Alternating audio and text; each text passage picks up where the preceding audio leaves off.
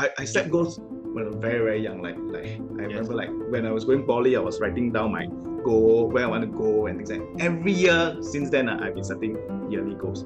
First of all, I set goal is so that I take action. So that I do something, so I take action.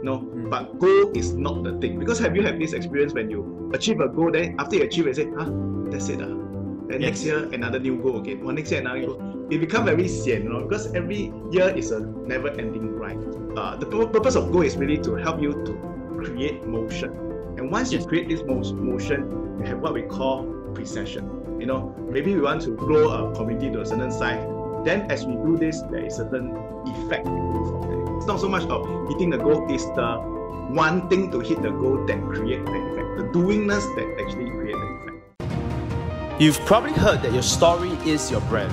So how can ordinary entrepreneurs and salespeople like you and me tell our stories in a way that cuts through all the noises in this overcrowded social media world and reach the audience that we want? Join me as I break down storytelling secrets that have helped me achieve over 8 figures in revenue, as well as interviewing some of Asia's most prominent names and rising stars to uncover their stories. I hope this show will inspire you to be more vulnerable and share your story to the world, because your mess is your message. My name is Gabriel Wong, and welcome to the Story Impact Show. Hey guys, welcome to another episode of the Story Impact Show, a show where we dive into stories of successful entrepreneurs, business owners, and high performers on what they're doing to be at the top. Now, I'm recording today's intro through my webcam because I'm moving house. That explains all the empty bookshelf, and all our equipment has been kept in the boxes, ready to move. But I do not want that to be an excuse why I'm not posting an episode today, and we're still going to get it out because you guys need to listen to today's episode. But before that, if you have enjoyed our content for the past few weeks, help us to smash the like button, help us to subscribe to our channel. More than 70% of you who are watching our videos who are not our subscribers yet. So all that will help our algorithm to reach out to more people with our message. So in case you don't know yet, we are still giving out 2 free copies of Traffic Secrets book every single week. Okay, so this is a simple giveaway. All you got to do once again is smash the like button, subscribe to our channel, and comment on any of our video. And every week we will pick 2 lucky winners, and we will ship this to you. You're not even going to pay for the shipping. This is not free, and you pay for shipping. We will pay for the shipping. We will ship it to you. This is completely free. So today's guest is a highly experienced stock trader with over 20 years of experience in the field, having invested and traded equities, commodities, futures with monthly turnover of more than $10 million. He's the best-selling author of The Systematic Trader, which you will find on shelf of popular bookstore like Kinokuniya. He was also awarded the top 10 achievers in PhillipCFD for the last 4 consecutive years, which shows that he does have the numbers to back up what he is saying. He regularly speaks at conferences and seminars, most notably at the Share Investment Conference, Investor Wealth Summit, and many others. And one of the reasons why I've brought this guest speaker in is because he is one of the most consistent teachers or the most consistent mentors in terms of the training area. There are many people who come and go, but after seeing so many people, he is one of the most consistent people, and he's still around, and he has hundreds of students who is willing to back him up. So without further ado, please help me to welcome Collin Seow. Hey everyone, welcome to another episode of the Story Impact Show. And if you are joining us today and you're watching us for the first time, remember to like this video, and of course to subscribe to our channel, which will greatly help our algorithm to reach out to more people. Okay, and today we have with us a special guest. His name is Collin Seow. Hello, hi everyone. Hi to everyone. Yeah. So I've invited Colin on the show because he is one of the most consistent person that I've seen over the past few years in terms of the trading industry. And today we want to find out more about him, how he got started, and maybe Colin, you can share a bit more about yourself to my audience who may or may not have seen you. Okay, hi everyone. So I started my name is Colin. I started my investing and trading journey. Wow, this is like very long time ago, more than over 20 years ago. When I first I was always very interested in trading, investing. I remember my first experience with trading was in a bucket shop. Gabriel, do you know what's bucket shop? Market what? Bucket shop. Bucket shop. No. Bucket No. shop. It means they it's like a broker, but they don't actually have any clients. You know, they take the orders themselves. That was like Okay. a bucket shop. So it's like a mini scam. No, that was like so yeah. So that was even before internet days. They were all telex and things like that, right? So that was the first touch of learning about technical analysis, and they were trading commodities. Then subsequently, I went to become a financial advisor. I went on to become, I was there for about 8 years. During that period, I was also doing my own investing and trading. And I turned full time about 3 years after that, you know. Then for doing that for about 3 years, and when I was doing full-time trading, I thought, hey, how to save some commission, you know, because my commission alone is a few $1,000s. So I decided to become a remiser, you know, because as a remiser, you can pick back some of your commission, you know, you can get back about half your commission. So I thought, hey, why don't I become a remiser and take back half my commission? So that's how I got started and become a remiser. And then about 2-3 years ago, I left. Now like a private investor. I still do education for the last about 12 years. I've been doing education, sharing people what is investing and trading about. Yeah, so this is a little bit of my journey. Start how it started, you know, investing, trading, and then right now, basically, I run a prop team. I hire some full-time traders that trade my money. At the same time, also, we have some money that's run on a machine, on robots. Yeah. Okay. Yeah. Wow. Okay. So yeah, I'll definitely like to ask more about that because this is something that I have totally no idea about. I mean, I've done some trading when I was young. You know, like usual being sold by people, and then joining all kinds of programs, lost money. Don't know how to trade. And then eventually I realized that like I should just stick to business, which is what I'm really good at. Yeah, higher ROI. Higher ROI, but eventually, but it's still active income, right? Because business ultimately is active income. People will say business is a passive income. They're lying. I personally think they're lying. Real money is, real passive income is when you have like money that's working for you. Correct. And I think I'll reach that stage one day where I have a money in mind that I want to exit, and then that's where I really go into investment. But before that, it's all business. So I'll definitely have to ask you more about that. Like that's interesting, having you mentioned robot, is it?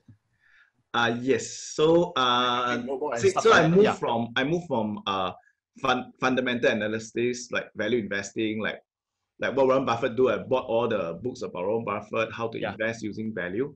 Then I went into more of technical analysis. I took my certified financial technician as a chartist.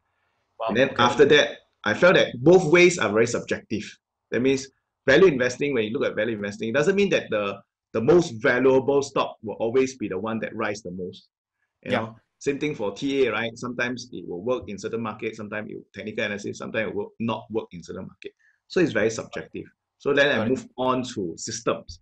That means system is where we can test, whether it is a profitable strategy or not. We use TA, we use FA, but the bottom line is we use data to validate our hypothesis. So we test all the ideas and find what we call edge in the market. So after we find edge in the market, then we run it live, use real money and trade. Yeah, that's what we do. Wow.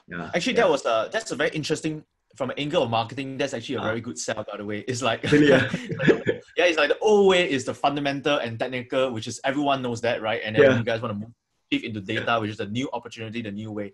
That's very interesting. But before that, let me backtrack a bit. You mentioned that you were 8 years as a financial advisor. Yes.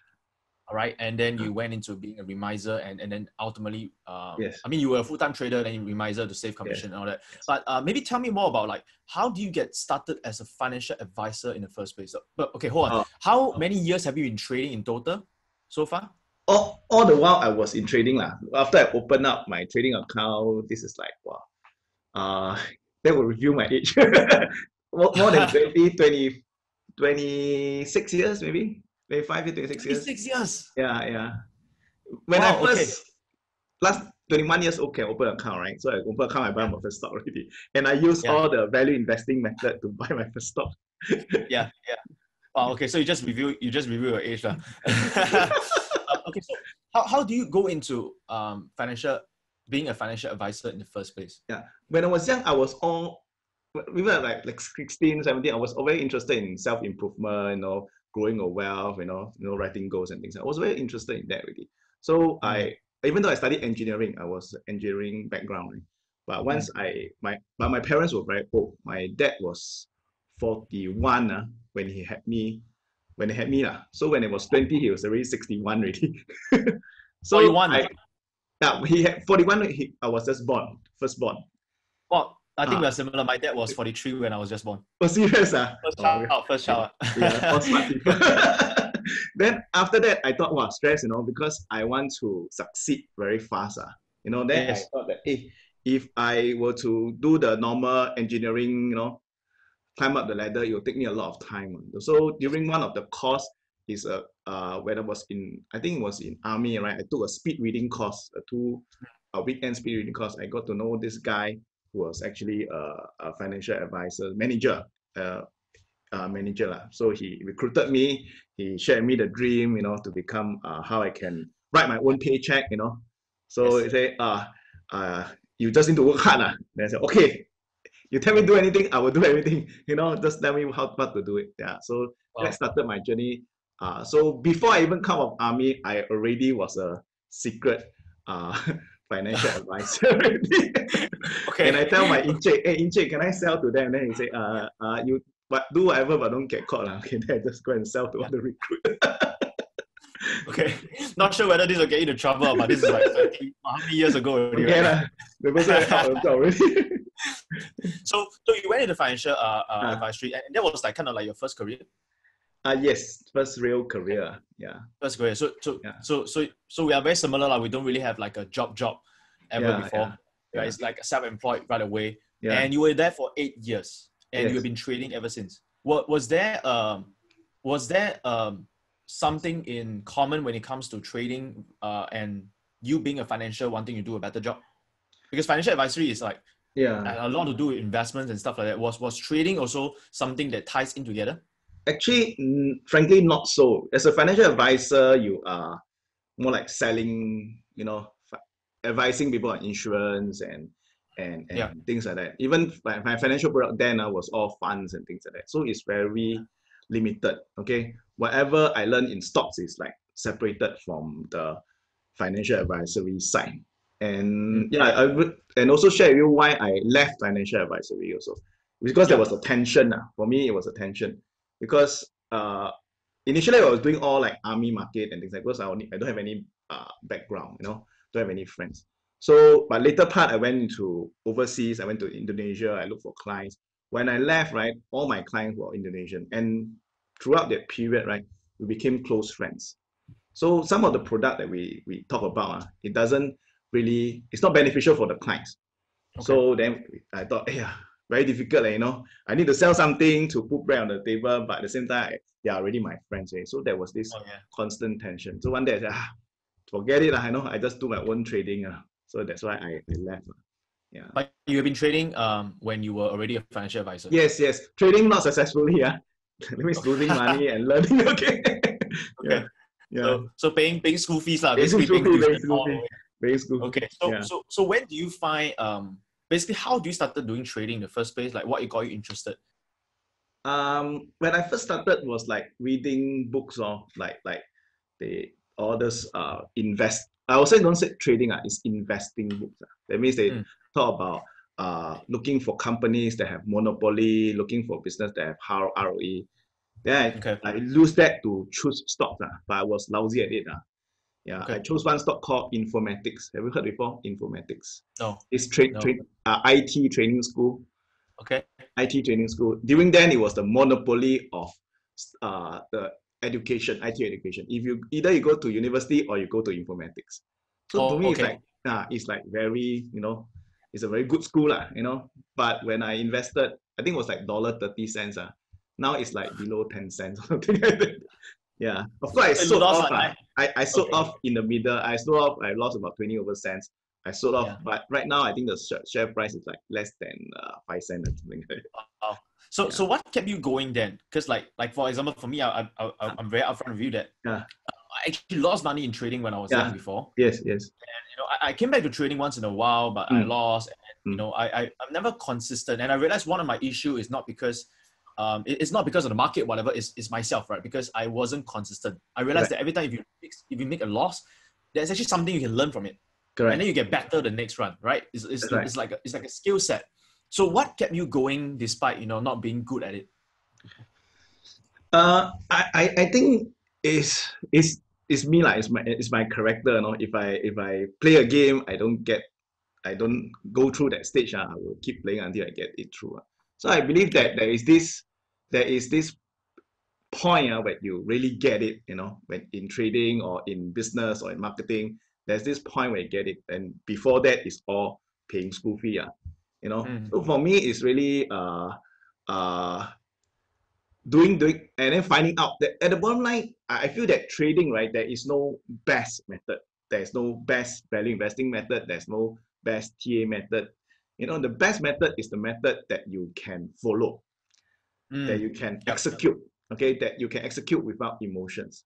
So they always say that the biggest enemy is always your emotions, your emotions, because when you should be buying, you feel like you should be selling, vice versa. So that is the key. So if in system trading, right, it remove that part of emotions, because why? You just follow what the system say. The system say buy, you buy. The system say sell, then you sell. So you remove the emotions. That's when I started to get better at doing that. Yeah. So what was that breakthrough moment that you had that led you to decide that, okay, you can actually go this full time, and it can actually give you a full time income, it can replace your previous income? So my trading journey is quite up and down. Okay. So when I was doing Remiser, I was doing more short term. I was looking at the market, I was staring at the screen and etc. So then my commission was pretty high. So when I became a Remiser, I was still doing that. Okay, but I've got a few clients that trade. They use their online trading account and trade. But what happened is one of these clients had contra loss. Okay, you know what's contra loss, right? He decided he trade with money that he don't have, and then he lost money. Initially it was about 50,000, and then it went on to about $250,000, $250,000. But the worst part, he decided not to pay for the losses. So end up the losses became mine. And then the company was still charging me interest at 9% a year. Wow. So I calculated if I continue to do my short-term trading, I can never pay off the losses. On top of all the other liabilities I have. So that changed my way of trading from very discretionary way to a more system-based. So I spent a lot of time doing that because I had this debt that I have to pay off, this 200,000 that I have to pay off.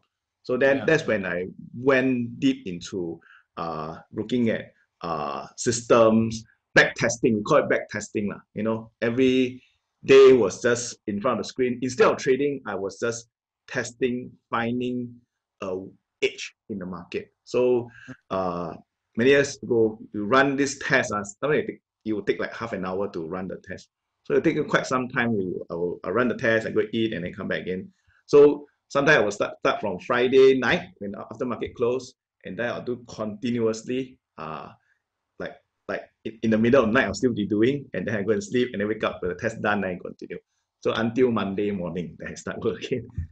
From there, I found that edge. I found that there's actually an edge in the market. So long story short, I applied this method, this edge into the market. Long story short, within about 18 months later, I managed to make back all the losses and pay off the company. So after I pay off the company, that started my training journey. Yeah. Yeah, because now you figure out a system that were able to pay off the entire debt, right? So that it can be profitable. That's right. Actually, what you said earlier was actually quite profound. There's two things I learned from this. And for those of you who are listening, there are actually two things that I learned from that story alone. So first of all, you realize that what Colin said, you have to, at the beginning, whenever you do something, you're usually not great at it, right? And you are paying school fees in a way. Yeah. Okay. And you just gotta keep going. And what most people they do is they shortchange themselves by giving up too early. Because if you give up too early, then every school fee that you're paid for will go into loss. Yes. But it is not a loss if you keep going, because eventually you can make back everything. You can make back all your school fee. Correct. right? And of course, Yes. the second thing I realized is that in terms of his breakthrough, every one of us, when we're paying school fee, there will be a point where there's always the breakthrough is always a prerequisite of like inspiration or desperation. I heard this from Tony, right? Tony Robbins that says that it's always inspiration or desperation. Most of the time, it's desperation. You know, Yes. when you share about your depth story, is so I can relate that to so much. Like so many people ask me like, why do I want to be an entrepreneur? I'm like, it's not fun. It's really not fun. The kind of things that you have to go through, the up and down, the kind of headache, the kind of pressure and the stress you have to take, right? I was forced into it because I was in a $500,000 debt and I had no way out. I calculated, hey, if I work a 9 to 5 job, it would take me 60 years, just to pay off the debt. So there was no other way, right? So I think I think the two greatest lessons I learned from that is don't give up so early. Right? You gotta keep paying school fees again and again. How long do you pay for school? How many years of school fees you pay before you start to have a breakthrough? In terms of trading, wow, many years. Yes. I'm very stubborn. I'm a very stubborn guy. So sometimes I'm wrong. I still want to prove I'm wrong again. So I took longer than I think close to 8-9 years. I was still like down. Yeah. So yeah, lor. And one thing about me, I'm very stubborn. Even wrong things, I still want to test it out whether it's wrong again. Yeah. And definitely people don't have to take, I mean, although it takes time, but I don't think people have to take 8-9 years if they learn from the right people, right? Correct. Yeah. And of course, so it take 8 years, and then eventually there was a breakthrough moment where there was a desperation point, right? Correct. So, if you are in your desperation point right now, for those of you who are watching and listening to this, if you are going through a season where you're in a desperate point, right? Just remember this: if you give up everything that you have already invested, will be a loss. And the desperation point is usually the breakthrough point. Correct. Right? You're that close, right? That close. Right. So, yeah, the interesting thing is, sorry, just want to, I will interject for people who are feeling down right now, right? Sometimes when you are, and I didn't know about this $500,000 debt that you have also, but when you are down at that point, there's no way to see the brightness of the future. It means when I calculated, I can't even make back my interest, But the key is really take one step at a time. I mean, every day when you wake up, you take massive action. Just do whatever you can, and just keep moving along, and then eventually it will get brighter and brighter and brighter. If you just think, you will get stuck in that rut, why this happened, why this happened, then you get stuck in that rut. So really just take a lot of action, and don't know what works or doesn't work, just take everything, just do everything. Yeah. Love it. I love that. I mean, ultimately, it's a faith-based game, right? I mean, if you sit there, do nothing. I always say that procrastination is not, laziness is not the root of procrastination. It's usually fear, right? Action is usually the fear of action. Correct. So, if you're fearful, most of the time you're fearful, you don't want to do anything because you're afraid to make more mistakes. Make action, yes. If you're already at your worst scenario, what's the worst that can happen, right? Yeah, I think that's a good thing to happen because you're at the lowest point, like trading, right? It's at the lowest point, you cannot go any lower. Even if you suck at the next thing, I don't care, continue to do it, So eventually it will turn up. So I think that's the good thing about if you're at the lowest point right now. Yeah. Very good. I love that. The next question I want to ask you is this: is over the past few years, right? There's been a lot of rise and fall of new trainers and people teaching trading, especially in this in the market of trading. Yes. I saw a lot of people rising and falling. So some people will come in, they think that training is a good industry, can make money. Yes. So they come in, a few years disappear, and the new guy come in, a few years disappear. Yeah. And what I realized about you is that, and that's one reason why I wanted to invite you on the show, was because you're one of the most consistent person I've seen. Like I've seen your ads even before I started having breakthrough in my career, and until now, you're still around. I'm checking out your posts every once in a while. Even though I'm not, in trading, but I like people who are consistent because I always think time would tell. Yeah. So what is your secret of, being consistent? And perhaps you can tell us more about why do you go into teaching, right? People always ask if you're so good, you can make so much money doing trading, then why do you want to teach? Yeah. I think the first thing about if you want to become you want to teach this, the goal should not be money first. Because some people want to go into this industry, they count, hey, one student can make how much? Well, your 10 students can make how much. If you do it like that, max you do 1 year, 2 years, you will dry up already. That means you will not have that passion to continue. So what I found is how my business really got breakthrough is not by, sorry, even though you're running ads, I want to share with you all, it's not just by running more ads. It's not Yes. by running more ads. It's really like getting your old student results. Yes. Yeah. So when your old student get result, then after a while, it is automatic already. The business Yes. become automatic. You don't, right now, let's start this week. We have a meeting. We say, hey, let's slow down. Everybody is so tired already, you know. Yes. But really, it's about getting result for your old graduate. So even like right now, we have so many new sign up that we are telling our Facebook ads to tone it down because really cannot handle the back end cannot handle the business. Wow. So really, Okay. the precision is get result for the old student. And why, if you want to go into this business, don't focus on the money. Because you focus on the money, yes, you can make like quick money, but you make yourself a bad name. You know, after a while you join in, you know, then you 1-2 years you disappear, and 2 years later you come in again. Then you make yourself you're not in there for the wrong run. You will create a bad name for yourself. So if you do it consistently over time, then you'll get results. Yeah. Especially when you are in for the money, usually you may not create the best experience for your students, right? Correct, and not correct. getting results for that because you're constantly focusing on getting new students rather than helping the current student. Like I mean, like earlier when you said like you don't have to apologize. Like I believe also, I believe that it's not just ads. Even though I teach people that we should run ads at the beginning, right? Because ads will give you the initial boost. Yes. But ultimately, it's still your reputation and your testimonials and your experience. Correct, correct. You know, if you cannot run ads for ads is always like initial, right? But once you hit a fatigue, right, it will start dying. Correct, and it's doing that rising that you should quickly use this period to double down on your students, reinvest back into your students, making sure they got results, and then your organic traffic will take over ads, and you may not have to pay for ads ever again. Correct. So I believe in that. That's so profound. Yeah. So focusing on your student and helping them get result. Okay, so that's the consistent part. So then why do you want to teach in the first place? Yeah, so after I pay off my debt, then I thought, hey, what I want to do with my life? You know, make money. Yes, I can make money from the market, can trade and things like that. But how to have how to make my life meaningful? You know, how to make my life meaningful that have significant. So I felt that, hey, this guy who actually lost this money, right, $200,000. He was younger than me. He lost 10 years of his life. He was declared bankrupt and lost 10 years of his life.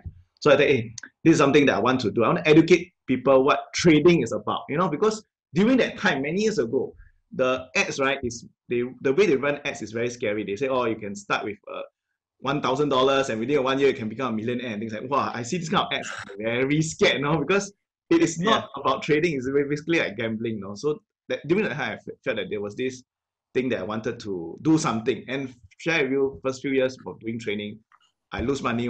I was basically taking my other business to pay for my training business. Yeah. So I wasn't doing well in ads and things like that. I was just sometimes like 1 month I have like 2 students and things like that. It's bad. It's bad. Yeah. Wow. So but I continue.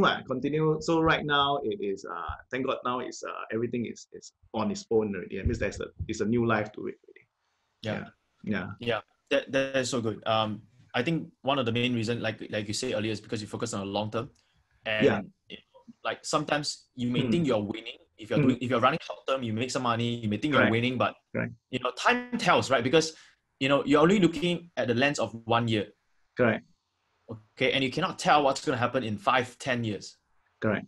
Right. And what you just said was so profound because you mentioned that like at the beginning you're not even like making a lot of money. Correct. In fact, you say you're making some losses, right? But you're focusing on the student, and eventually your results speaks for itself. So one idea we want to share with the people listener, right, is when I started my business, there was a word that came to my mind was called community. Build a community. So since the start of my thing, right, is always focused on how can I benefit, how can I grow my community to have a better community. So it's always like giving back. So for me, it's not about even passion or about making money. It's really about purpose.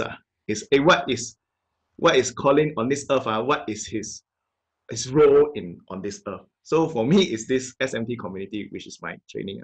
So I envision myself, even though I'm old, I got no money or whatever, I will still do this, because number one, frankly, I enjoy doing this. Every week, I still do every week since like 1-5. I've been doing every week webinar with my current student. That means if I attended course 10 years ago, since 2015, I've been doing weekly webinars and things like that. So I enjoy doing it. And second thing is the result come in other forms, like when your graduates, when people that you work with or people that went through your course get result. Wow, that's the best. That's the best validation. They say, hey, you can continue to do anything. You can continue to do it. Yeah. Yeah. That's amazing. I actually have another follow-up question for you regarding getting results for your student, because it's something that I personally am. It's also a challenge for me. I wouldn't say it's a struggle. It's something that I think is a challenge for every single trainer. That when we are teaching, I mean, of course, the purpose of the teaching is very important, right? For me, I want to make sure I want to raise the standard of marketing in Asia, because like I see the way some people run ads, I just cannot take it. So that's the reason why I'm teaching, and I believe that this skill set is going to help people. But one of the hardest thing for me is when I teach people, I realize it's not just giving them the skill set, right? Like teaching the skill set is super easy, right? Telling them what to do, what ads to run, but is to get them to even do it in the first place. And it's changing people's mindset rather than just teaching them the skill set. So like, how do you do that, especially in trading? Some people are more trading, especially, there's always like a certain risk. People are more greedy or emotional. Exactly right. So how do you change people's mindset to help them to get result? Correct. Yeah, exactly right. You say skill is easy to teach, like what to do is easy to teach, but the difficult part is really transforming whatever they learn, right, in the class to practical implementation, to implementation. So what I did a few years ago is we have this idea of like mentoring. So the more senior people will mentor the junior people. Okay, they will bring them through a period of time. So it means once you go through the course already, within a period of like 60 days, there will be in a WhatsApp group, and then they will talk about every day what they do, and then after that process they will build habits. So they're supposed to do certain daily work, so that within the 60 days, right, you will build some habits that will ingrain into them for the rest of your life. So I believe trading is about discipline, is about habits, is about doing the same thing over and over and over again. Formula, it's about formula, but doing it over and over again. So after the course, right, what is most important to make sure that the skill become results is really getting them with the coach, right, to go through that 60-day process to build a habit. So the keyword is habit, because it says 20 days build a habit, So we make sure that in the WhatsApp group, in the conference call and things like that, with in a small group, right? They have like 10 of you all in a small group. They make sure that they dive down to, hey, what are you doing these 2 weeks? What are you doing these 2 weeks? So that you make sure that they continue to don't lose the cost fee, because the cost fee you already paid for it already, right? Translate that cost fee into practical results. And in trading is there's a lot of variable. You may lose money and things like that. So how do you actually translate that skill set into habits, into results at the end of the day? So that's what I did for my graduates. So that's really good. So basically, the first thing to change is really the habits, right? Getting them to take small action and doing it again and again, right? Because repetition is the mother of all skills. And what I like about you, what you said, I'm learning something, by the way, just by that. You actually turn your community into people to support those newcomers. Correct. Right? So, and therefore, you actually strengthen those people who are supporting and teaching, because when you teach, you get better, right? So it's both ways. That's right. And the beautiful thing is, everything is about fundamentals. It's not fanciful stuff, It's just like doing 4 things over and over and over again. So the seniors, they will say it is 4 things. The juniors also is 4 things. But it's just the small thing in these 4 things that's the most important. So at the end of the day is I learned, right? I went to Bible school, right? I learned how to build a community. How to build a community, number one, you need to have a common language. Okay, you need to have some common language. So among us, or community with some principles that we believe in. There's some principles that all of us believe in. Number 2, it must be weekly. Every week, same place, same time. So every week, 10:30, Monday morning, I will have my webinar. It's free. No, all the people who 10 years, 20, 12 years ago who attended my course, every week we do a webinar. So we go through what's the market, I'll manage a portfolio. So I will follow through with the stocks every week. What happened to this stock, whether to sell or buy, I'll manage this portfolio. So it's like as if I'm trading, but you managing through a portfolio. Yeah. So then the last one is a tool. You need to have a tool. So these are the three things that we look at. Common language. Having a community and having a tool also. So that's how you are having weekly training and then having a tool. So that's why I do continue to do it for the last 12 years. And you learned that from we adjust from there, we adjust from there. And you learned that from Bible school, you said. Yes. that's very interesting. So not a business school, but Bible school. Part-time Bible school. Yes. Wow. Because they were talking about how to build church but we translate that to how to build community. Actually, it's the same thing, right? It's just that it is. That is in the church. This one is in the office, right? But I tell you, if you want to really talk to people about, I don't like to bring in God and stuff in my business, but if you really want to change life, it's not in the church. It's really when we are talking to people, having coffee and things like that. That's when they really get imparted. It's not like by the time you come to church, I think maybe you're converted already. But it's really when you're having coffee and talking to people, and some people share with you all their challenges, then you move from making money to maybe other areas of their life. And why is it like that? That's when you change their lives. Yeah. Wow, that is so good. I think so in marketing, there's actually this thing called sell them what they want, but give them what they need. Okay. Because people only buy what they want. Okay. But they know that in life you need more than just money. Okay. Right. So what you just said was so good, because it's like, people come to you. I mean, like, people are coming to you learning trading because they want money, right? But because of that, you are able to impact them what they really need, which is other areas of their life. Oh yeah, interesting. Okay. Yes. I never thought of it this way. Yeah. In fact, I have a similar analogy. A similar thing is, even though my whole thing is talking about how to make money, I always in my event, I always say money is not the goal. Yes. Because if you make money the goal, you will never have enough. Yes. Like, example, I want to make 10 million, then maybe once you make 10 million, make 20 million, 20 million, it's never enough, So it is not the number itself. If it's number itself, then you will always be running, you will not always be unhappy and still running the race. So then how to make this into something that's more purposeful?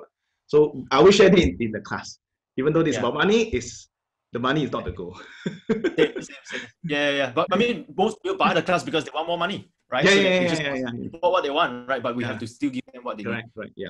Okay, that's amazing. So community, giving support, tools, common language.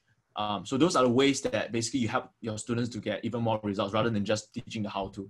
Correct. I want to take a bit of switch of the conversation. Yeah. And basically just ask you a little bit and tap your mind a bit about what's going on with the market. The market is I don't know. The market to me is pretty crazy right now, or maybe it's not. I don't know. But the world is going to recession. US is constantly printing money or all kinds of funny stuff that I have no idea what the hell they're talking about. But what are your views on the market in probably the next 1 year down the road? I think 1 year down the road will be challenging. Okay, market, actually history repeat itself, Okay. If we go back to during the subprime, like 2007, right? So when the subprime first started, right, the market came down. The market came down in July. It came down. That's when the subprime, everybody know about subprime, was on papers already. Then the market came down, but then the Fed started to come in.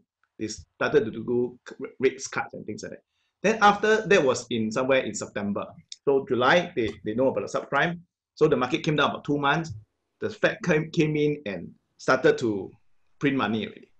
And then the best part is the market went up to make a new high. Went up higher than July high. So the market actually went up to October, somewhere in October high. Then from October high, then it started to came down. But they already know about this subprime much earlier in July.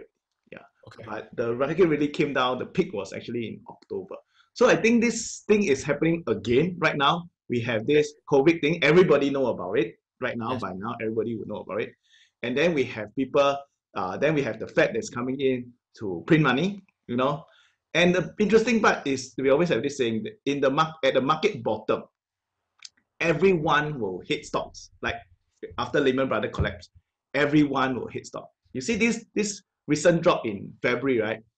Not everyone hit stock. Everybody loves stock. In fact, we have a lot of new beginners coming into the market.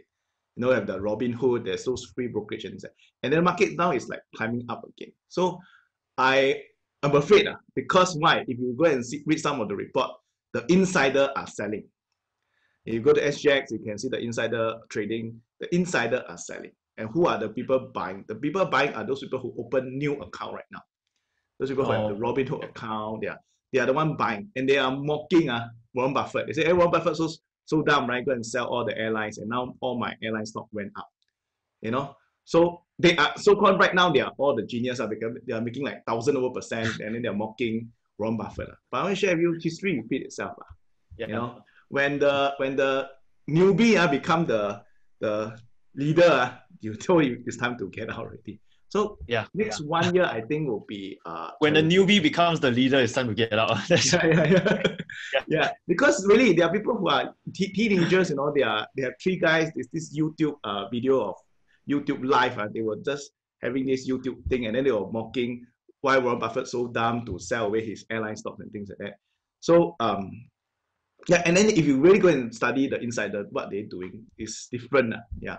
So be cautious. But at the same time, I share with you, crisis doesn't last long. The average crisis only about 1 year, 1.4 years, okay, or 1.5 years. So crisis doesn't last very long. So I think the next down move is a good time to buy something. You know. Okay. Yeah. Okay. So that's your view on it. Okay. That's very interesting. Yeah, I think the biggest thing I learned from that is when newbies become a leader, that's where you need to. When like they say, when a taxi driver starts to talk about stocks, you know it's time to exit. I just share with you. Recently, I have some great students, right? They are remisers. I have two remisers that came from my class just recently. One of them, right, said that after the market drop, right, they have to put the queue, you know, to open account, they have to put the queue line to open up account. That's the first thing, you know, that people are opening account. They have new queue line. And then second guy is saying that normally account take about 1.5 weeks to open. Now it takes 1 month to open. So the volume of new people coming in is a lot. And these people are people who I've never traded before because they just opened the new account. Yeah. Wow. Okay. So most like just I forgot when was this 1 or 2 years ago where the whole cryptocurrency. Crypto, same thing. Right, like everybody, like everyone becomes a blockchain expert. Everyone is a Bitcoin expert, and that's where it gets very scary, right? Yes. Yeah, everyone was like so bullish. My client was telling me, "Hey, Colin, how to you know, people who are not in the blockchain, they were asking me, hey, Colin, how to open up this kind of account?" Then I said, you know, the end is coming. Yeah. That's the thing. It's always history repeating itself over again. Okay. Thanks for the insight. That you know, I really learned something from that. And I want to end it with just maybe 2 more questions. Basically, I just want to end it with asking you what's your vision for your company in the next in the next couple of years down the road? Like, where do you see yourself? Where do you see your community the next few years down the road? Okay, there's an interesting thing, Gabriel, I share with you, right? When I started this, I got no vision. Really, I just do one thing at a time. Last time we don't have like weekly webinar and things like we do only in 1-5, even though we started the trading 12 years ago. But as we move along, we say, hey, what is the need of the community? Hey, the community need weekly hand holding. Then we go into this. The community need what? Other training. Then we go into that. So it's really about I don't know. There's this cartoon, right? See a need, feel a need. You know, you see a need, feel a need. And this is not very business, I think. But for me, what I want to do right now, I'm more driven towards like a mission. You know, like a mission. So I see the community as the as the goal, as the goal, and this goal doesn't end. This, the more people in the community, the more problem you have also, Yes. But Yes. the more problem you have also, but at the same time, this is not a goal like a end of the day goal. The goal is really to make, if there is really a vision or goal, is to make everyone in the community profitable, happy, and making money. That's the goal. But you ask me like how to grow this business, where you're going to go to. Frankly, I don't have the specific answer. I just want to just see what's the need in the community, then feel that need. So that is how, which is what I've been doing last few years. Yeah. Thanks for your honesty. Yeah. I really appreciate it. Thank you for your honesty, because I think people think that we need to have a very clear vision every single time. Yeah. But the truth is that like we don't know where we end up. Like I used to have clear visions, clear goals, and I'm not saying don't set, but like I used to have super clear vision and clear goals, right? But I end up doing things that are completely almost opposite. Correct. Or I'm taking a totally different direction that I didn't plan out, but it was a better direction. Correct. Right? Because like with our own smarts, we cannot plan everything, right? Like sometimes we need room for, some people believe in like grace, right? Some people believe that, you need room for you to flow, right? Correct. And that you never know what is really the best path. Maybe I just share one thing about goals, right? I set goals when I was very, very young. Like I remember like when I was going poly, I was writing down my goal, where I want to go and things like that. Every year since then, I've been setting yearly goals. But what I found is, even though I set goal, right? What's the purpose I set goal is so that I take action. So that I do something, so I take action. But goal is not the thing. Because have you had this experience when you achieve a goal, then after you achieve it, you say, that's it. Then next year, another new goal again. Or next year, another goal. It becomes very sian, because every year is a never-ending grind. So goal is never the purpose of, the purpose of goal is really to help you to create motion. And once you create this motion, you have what we call precession. Maybe we want to grow a community to a certain size. Then as we do this, there is certain effect that go from there. So the real thing what we want is really not that number or that goal. The real thing what we want is really the impact that we have in this community or in this world. So so right now, even though I set goal, is at the end of the day, it's just to move myself forward. That's all. It's not to like I must do this. If not, something bad will happen. Which is last time, right? I will think it like that, which is now on hindsight, I'll tell them, no need to be so hung up whether you hit your goal or don't hit your goal. Yes. I think I have a very, I can really relate to that. Because right now, like sometimes people ask me the same question, and I'll be like, I don't really know. To be very fair, I don't really know what's going to happen in the next 2-3 years. All I know is this, like what you said. I want to continue to impact people. I want to continue to find needs and fulfill their needs. Yes. Right? But in my own way, because there's so many needs out there, right? Not everyone can do everything.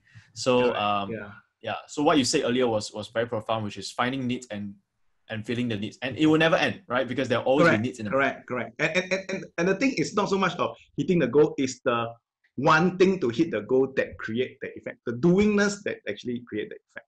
So it's something very, very, after hindsight so many years, right? Then I think this is really what we should be about, because at the end of the day, all this will end, Then what we want to do, you see, but when I was young, right, it's always about hitting goals.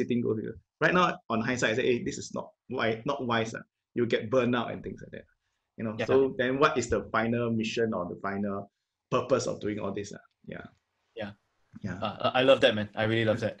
I'm just gonna ask you one last question before we end this. This is a bit more side topic, just to understand about like what do you really miss most. So right now, the world has already entered into a new world. Even though in Singapore we are in phase 2, I mean we can still go out right now, but I personally am not going out that much, because like also nothing much to do except for eating. Can't even go theater, can't even go anywhere, can't even travel, right? So even though we are in a new world, like there are a lot of things that we can't do, or as it's not as usual. It's not life as usual. What are some of the things that you miss most? What is the biggest thing you miss most, right? In this new world compared to when life was back then. I think that all this Zoom call is good and things like that. But I think there is a certain impact when we meet face to face. When we meet face to face, one to one, we chit chat and things like that. There's a certain different kind of bonding that you can never do it through online and things like that. So I think not in the big basis, but in a small group basis or one-to-one basis, I think I miss that kind of connection where we can talk about things and things like that. So there's having coffee and things like that. It's what I miss most. Yes. Yeah. Okay. Yeah. Having coffee. I haven't had coffee with you yet. So we should. Coffee date. We should. Let's do it this month. It's in June. This month July. More free also. Yeah. And someone now it's really in phase 2. Phase 2, right? Yeah. Correct. Yeah. Okay. I love the answer. Thank you so much. Thank you. I want to let the audience know, how do they find you? How do they find me? I think the easiest way is on Facebook. Okay. Just look for Collin Seow, COLLINSEOW. That's the easiest way to look for me. Or you can go to my Facebook group. Okay, we have you just go and search for Collin Seow profitable stocks. I think you will find the group over there. So that will be the 2 places that you can look for me. Okay. Okay. Awesome. We're gonna put all the links, relevant links in the description. Wherever you're watching this from or you're listening this on podcast, we will put all the links in the description so you can find Colin. I mean, he's one of the most amazing person and one of the most authentic person. I don't know if you guys can see or can tell from this conversation alone. So that's the end of the Story Impact Show. I look forward to seeing you guys in the next episode. And if you like this episode, please remember to like this video, subscribe to our channel. This will really help us to reach out to more people. And thank you so much, Colin. Thanks for being here today. Thanks so much. Thank you. Thank you. All right. Bye, guys. Bye-bye. Okay, bye.